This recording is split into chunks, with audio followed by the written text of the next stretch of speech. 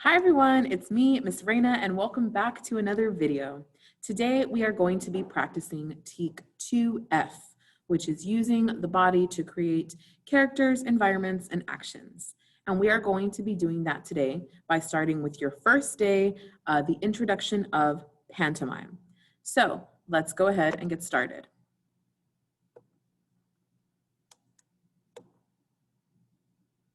When you get to your pantomime form, let me get myself adjusted here. When you get to your pantomime form, the very first screen you should be are going to be our normal, everyday 3 questions that I always ask you at the beginning of your assignment, which is your school email, your theater class period, and your last name, comma, first name. Take some time to fill those in now. Go ahead and pause the video if you need to, before clicking next to get to your warm-up. So on your warm-up, you're gonna see this video right here. The video is called The Kid, and you guys are going to watch it. You can watch it in a separate window, or you can watch it here with me.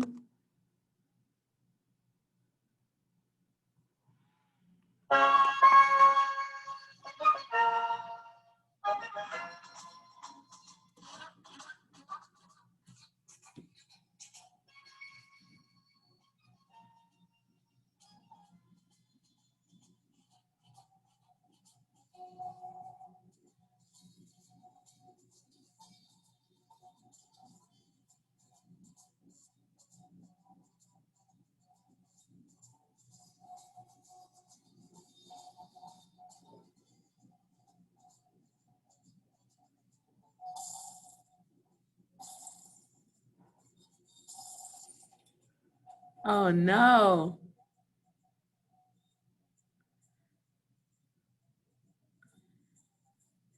He looks so cute and innocent at the beginning, huh?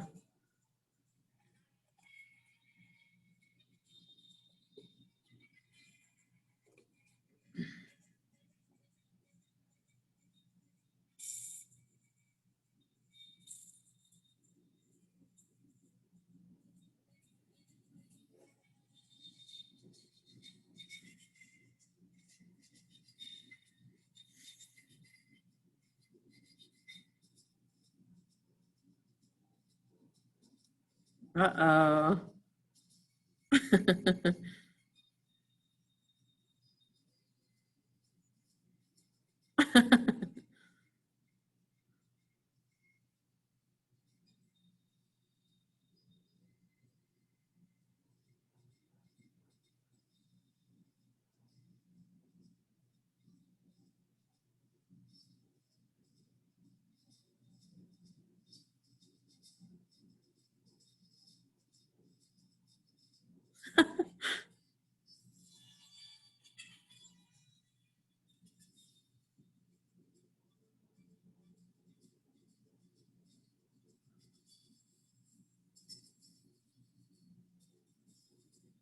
Uh-oh.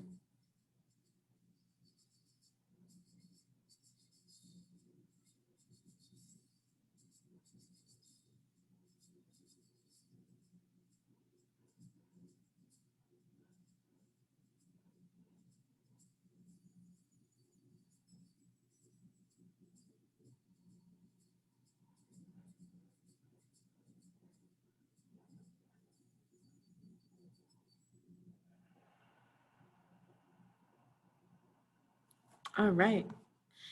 And so this little clip is from a longer version of a longer performance called The Kid.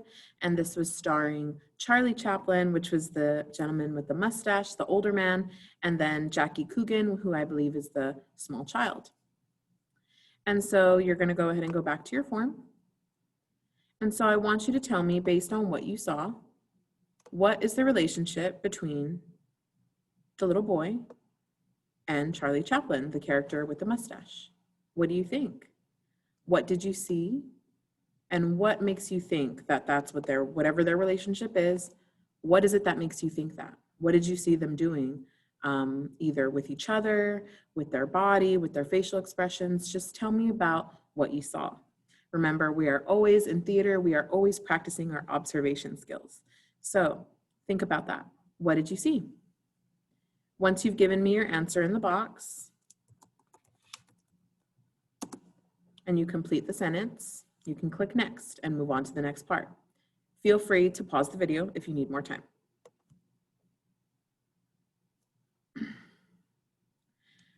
What you saw in the video, what these two characters were doing, you might have noticed that they were not making any noise with their voices. And so that is an essential part of pantomime. Pantomime is telling a story using only your physical body. Usually, you also have very little in terms of like props, furniture, or other extra stuff to add to your story. Most of the time, it's just you and maybe a chair and some simple props. The word pantomime comes from two words. The first word, panto, which means all, and mimos, which means to mimic. And so if you translate it literally, pantomime means all mimicking. And so what that means is you're copying behaviors, you're copying movements, hand motions, hand gestures that you would see in real life and using it to tell a story to your audience. And so that is what we are going to practice doing today. So as you saw in the video, pantomime has no speaking. And so how do you communicate? Well, you use your body. Your body is your number one form of communication in pantomime.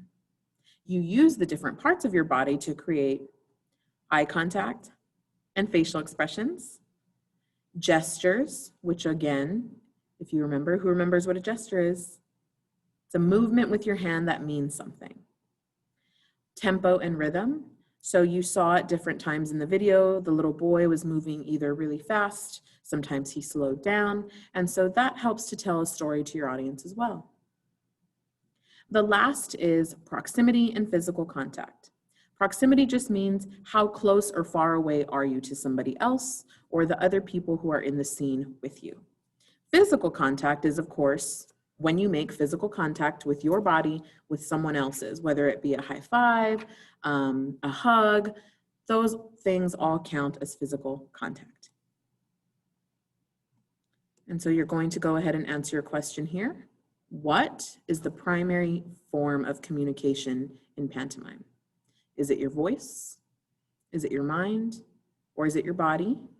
Or is it all of the above? What do you think based on what we've just talked about as far as pantomime?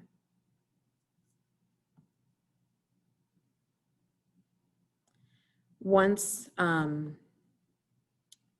do that, once you answer your question, your next thing is going to be to briefly stretch. You're going to be moving around a little bit today, and so your job is to choose at least, I believe, 4.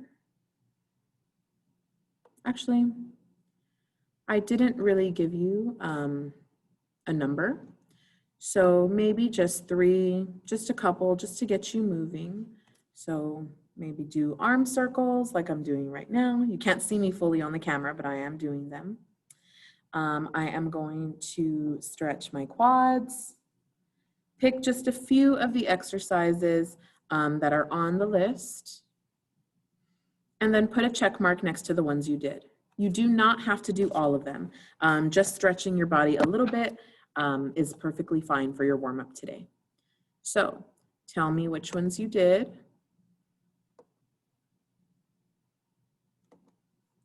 And then move on. So our first one is going to be eye contact and facial expressions. Eye contact and facial expressions are really important because they communicate a lot to the audience, and especially because in pantomime you are not using your voice, your facial expressions and your eye contact with either the audience or with whoever is in the scene with you becomes very important. And so eye contact helps show the audience, who are you talking to? Are you talking to them? Are you talking to the person on stage with you?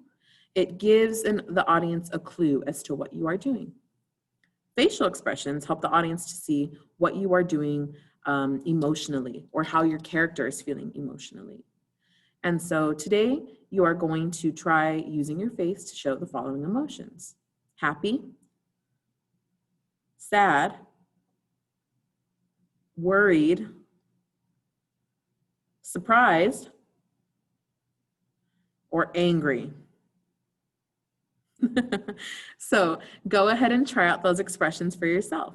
Remember, yours don't have to look exactly like mine. Everybody's version of happy, sad, worried might look different on different people.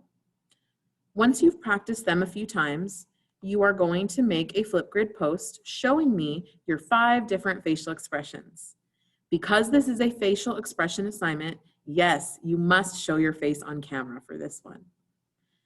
To get to the Flipgrid, you will click the blue link on your Google form. And it is going to take you to the Flipgrid website where you can post your grid. It's taking a little bit of time to load. Our internet is very slow today while I'm filming this video. And so when you get to this screen, if you click join with Google, you can enter in your school email address and password, and then you will be able to post onto Flipgrid. So remember, all you have to do is show me those 5 facial expressions. And you can do it just like I did it in front of you right now. Tell me which of the emotions you're doing, and then show me on your face what that emotion looks like. Once you're done, you will click Did It. And then you will answer your reflection question. Why are facial expressions an important part of pantomime? Just 1 or 2 sentences to respond is okay. Feel free to pause the video if you need more time to do your Flipgrid post and to answer your facial expressions question.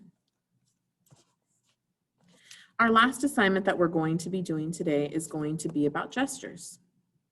So again, we have already learned about gestures before this lesson, but a gesture is a sign or a movement that communicates or tells whoever's watching an action, a feeling, or an idea. So simple gestures that we use every day include waving, peace signs, waving our hand in front of our nose when something stinks, right? These are all very common gestures that pretty much when you see it, you know exactly what it means. And so what I want you to do today is think of a gesture that represents you. It can represent you as a person. It can represent how you feel today, or it can tell me something about you. But what gesture do you think matches with you? And so for me, if we're doing it live in class, of course, I'll go through and allow each one of y'all to share. If you're watching this video and you're doing your assignment at another time that's outside of class time, just think about the gesture for yourself. My gesture would be either this one or this one. I think this one better. So I chose a heart hand gesture because I love what I do. I love being y'all's teacher every day. And I love sharing how much I love theater with you all. So, and I love you guys, of course. And so, you know, that heart really represents it for me. Miss Raina loves hearts. That's my favorite shape. Even my earrings are hearts. So that would be my gesture that represents me, Miss Raina. And so you guys think of a gesture at home. Tell me about your gesture, so tell me what it is. My gesture is a wave because I'm friendly. My gesture is a peace sign because I like to get along with others, right? Tell me a little bit about why you chose that gesture. Make sure that your gesture is appropriate for school and would be appropriate to share with the class. If you need more time to think of a gesture, pause the video. If not, you can go ahead and answer your exit ticket. And you want to define pantomime in your own words. So if you had to explain to somebody what pantomime is, what would you tell them?